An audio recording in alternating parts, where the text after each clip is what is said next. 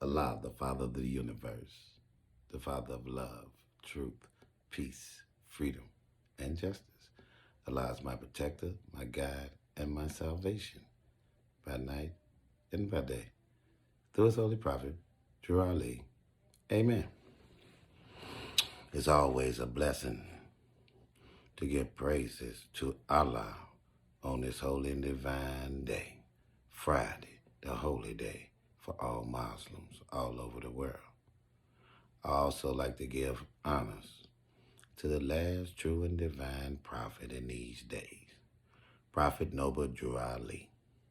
I give honors to the past supreme grand advisors and moderators of the Moorish Science Temple of America, and I give honors to the present Grand Sheikh and moderator of the Moorish Science Temple of America. Islam. You know, I always like to address issues that people ask me questions about. They ask me questions of like, what is the difference between the Moorish Science Temple of America and other branches of Islam and all of that? And why is the Moorish Science Temple of America special and all that? Well, the Moorish Science Temple of America is a very unique organization. It's a religious organization that teaches nationality. Did you know that the Moorish Science Temple of America is the only religious organization that teaches nationality? Yes, we teach nationality and divine creed. Nationality is important for the Asiatics of North America. Because, see,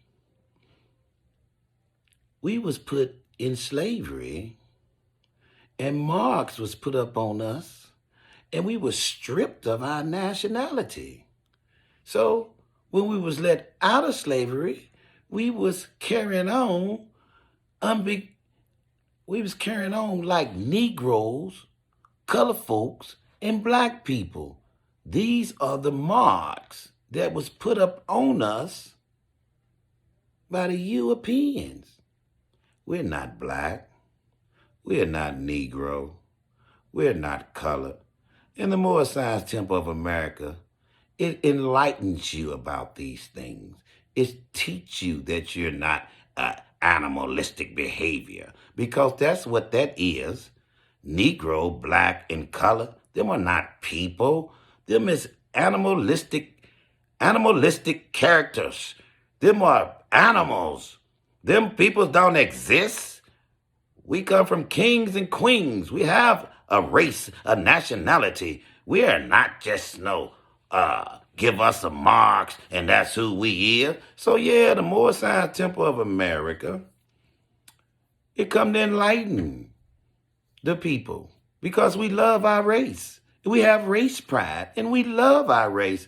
So we want to tell you not only about Allah, the great God, we also want to tell you that you're not Negro, black, colored, or none of these things that was placed on you, none of these marks that was placed on you by the Europeans.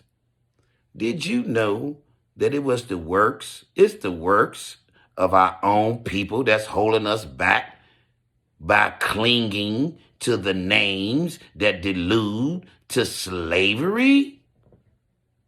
We don't cling to the names that delude to slavery. You know, we build our character up and we cut those things loose.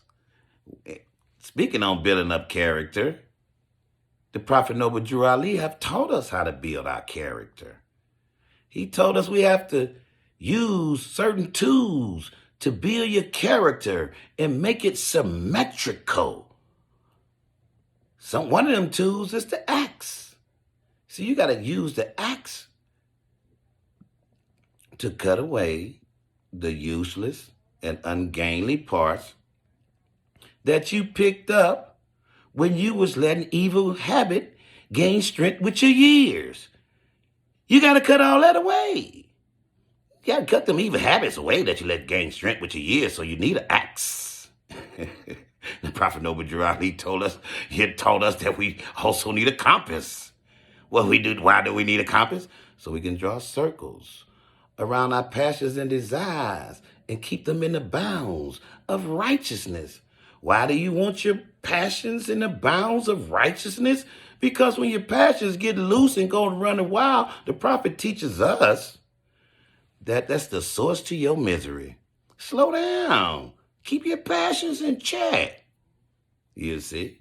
So we understand these things, that these different type of tools and how they work for us in building our character.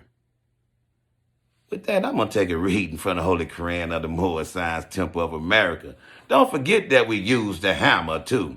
You see? You know what we use the hammer to do? We use the hammer to drive home the truth. We use the hammer to drive in the everlasting gospel. That's what we use the hammer to do. Well, that's what we use the hammer to do. To drive it in until it's a part of every part. I'm going to take a reading. You know where I'm coming from. All the time. Yeah, this is what you need in your life. I'm going to go to page 10, chapter 5, after the feast, the homeward journey, the missing Jesus, the search for him. His parents find him in the temple. He goes with them to Nazareth. Symbolic meaning of carpenter's tools. Found on page 10, chapter 5. I'm going to start with verse 12. And it says, one day as he was bringing forth the tools for work, he said, this was Jesus talking to his dad, Joseph, who was a carpenter. He was helping him work. And so one day he was bringing forth the tools for work. He said, these tools remind me of the ones we handle in the workshop of the mind, where things are made of thought and we build up character. We use the square to measure all our lines, to straighten out the crooked places of the way and make the corners of our conduct square. We use the compass to draw the circles around our passions and desire to keep them in the bounds of righteousness. We use the axe to cut away the knotty, useless, and ungainly parts and make the character symmetrical. We use the hammer to drive home the truth and pound it in until it's a part of every part. We use the plane to smooth the rough, uneven surface of joint and block and board that go to build the temple for the truth. The chisel, line, the plummet, and the saw all have their uses in the workshop of the mind. Islam, peace. Allah, the Father of the universe, the Father of love, truth, peace, freedom, and justice. Allah is my protector, my guide, and my salvation, by night and by day, through his holy prophet, Drew Ali. Amen.